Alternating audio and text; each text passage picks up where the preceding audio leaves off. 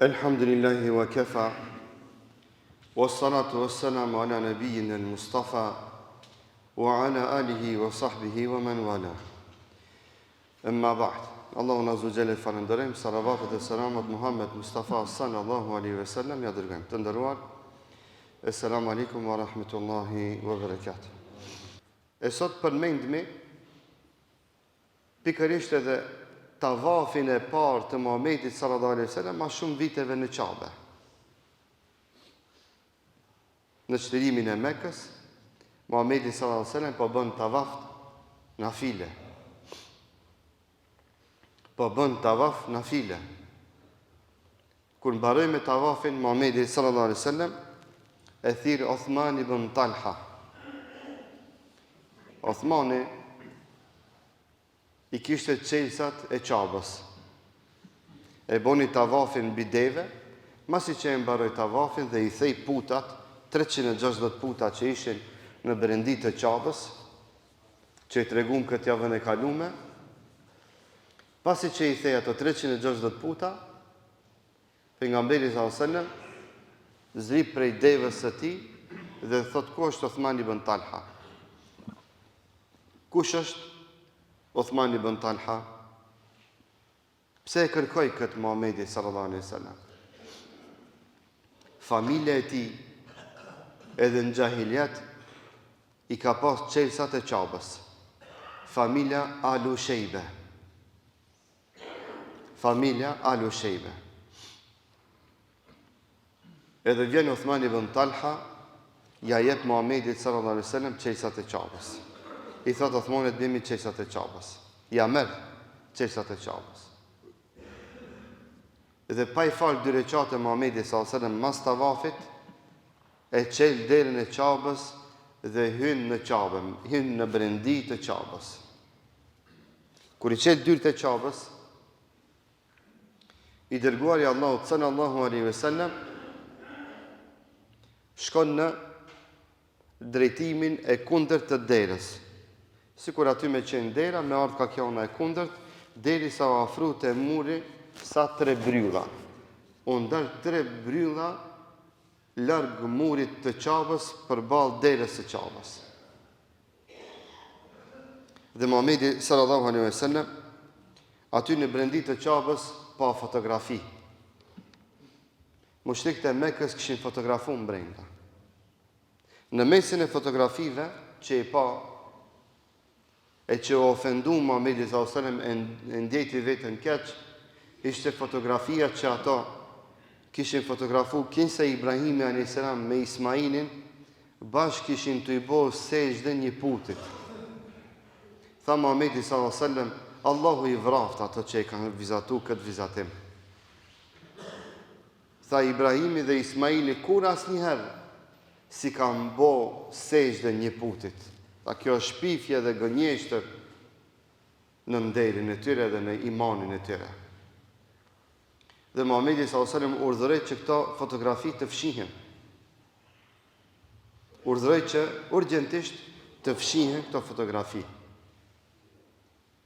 U largun këto fotografi. Në brendit të Qabës, Muhamedi sallallahu alaihi wasallam e pa edhe një skulptur të një plumbi, një lloj të plumbi nga pjesi e idan. Muhamedi sallallahu alaihi wasallam e theu atë skulptur dhe e gjujti në tokë. Pastaj Muhamedi sallallahu alaihi wasallam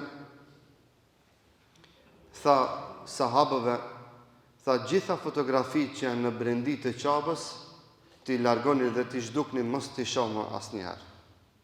Dhe kështu u bë pastrimi i Qabës nga pjesa e mbrëmshme. Gjatë tavafit e pastroi Qabën nga putat që ishin jashtë. Këto puta ishin skulptura të njerëzve.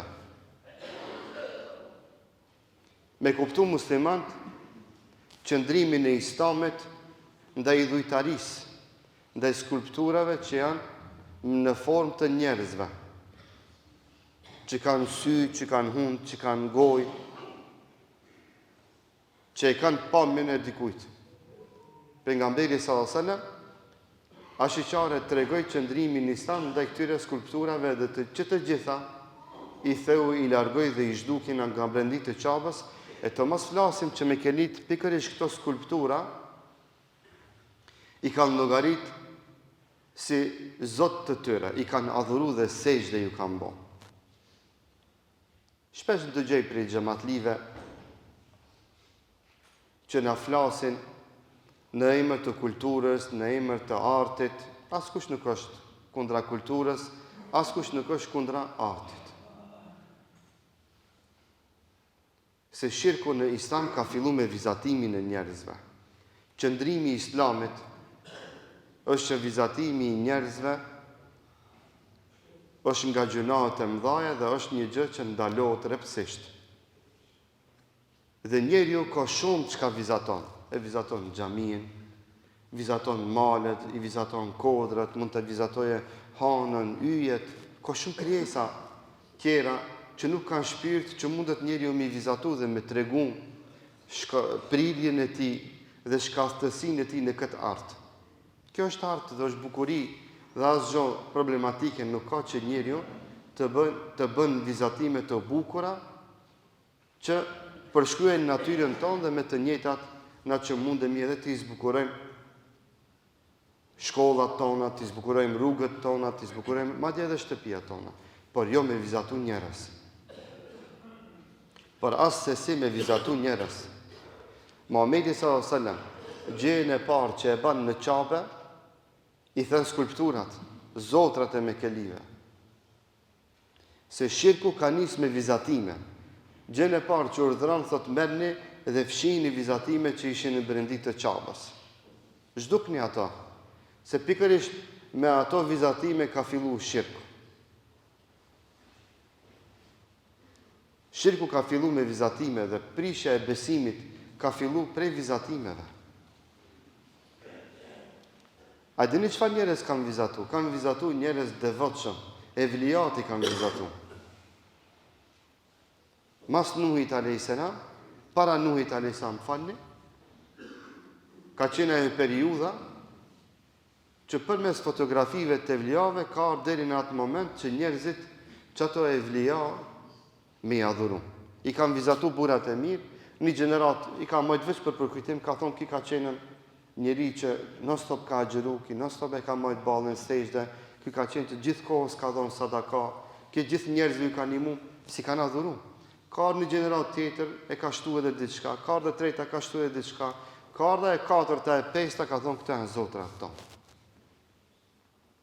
Edhe kanë fillu aty me fotografive me ju bo sejde.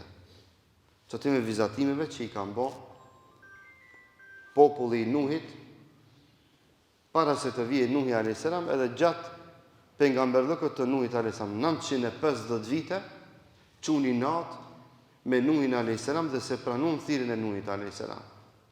Aq thellë, dhe këtu përmendin dietar të urtësien, aq thellë është ndikimi i fotografive në shirkun e njerëzit, në devimin e njerëzit, saqë 950 vite thirrja e Nuhit a.s. atyre nuk u bori dobi dhe nuk e pranuan atë thirrje. La ilaha illallah. Andaj të dashur vëllezër, na për shtëpiat islame të muslimanëve ndalohet me ngjit fotografina për mure.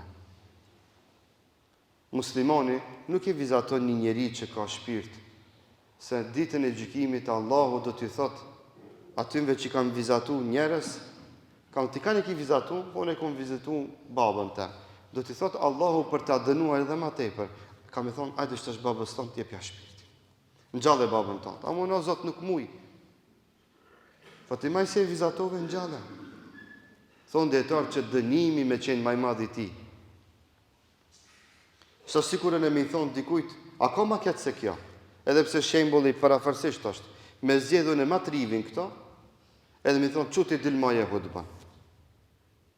Ati ma kolla i bjen mi thonë në qumaj 50 kile një thes qiment, se sa mi thonë qumaj një hutbe. Pse? Pse nuk oj përgadit. Edhe hoqë me konë mi thonë qështu quti majo hutben, është mu me më thonën hapansës është zotë. Jo me ja thonë dikuj që kur s'ka majtë hutbe. E si është puna që Allahu dikuj do t'i thotë ditën e gjykimit, ajde hepja shpirtin, shtash, kësoj fotografie që ti ke vizatu. Ku ka dënim më të madh se kjo? E të mos flasmi se sa i vrasë dhe i ashpër do tjetë dënimi me xhenem për ata që e thejnë dhe në përkambin ligjet dhe rregullat e Allahut te bareke ve taala. Do të vazhdojmë inshallah në javën e ardhshme. Walhamdulillahi rabbil alamin.